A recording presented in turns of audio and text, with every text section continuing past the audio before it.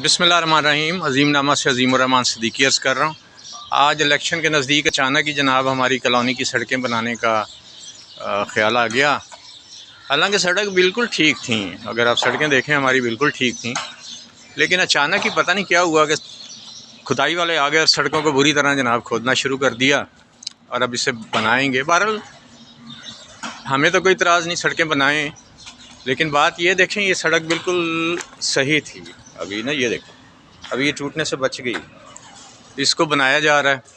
बनाएं, अच्छा ये मुझे नहीं समझ आती, कोई मेरी रहनुमाई करेगा कि सड़क अगर ये मसलन ये सड़क थी, इसको ऊपर से खोद के छील के, यानी इसको ऊपर बजरी वगैरह डाल के लोक वगैरह डाल के बेहतर बना।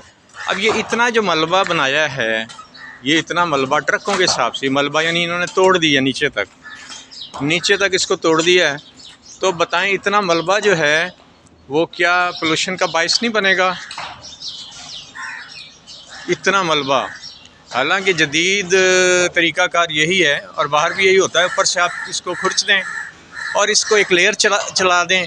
और ये चूँकि कौन सी मेन रोड है, बहरहाल हम आवाम हैं, हम क्या कह सकते हैं, जो चाहे हुकूमत करती रहे, जो चाहे जिसका दिल करता रहे। अल्लाह हाफ़िज़।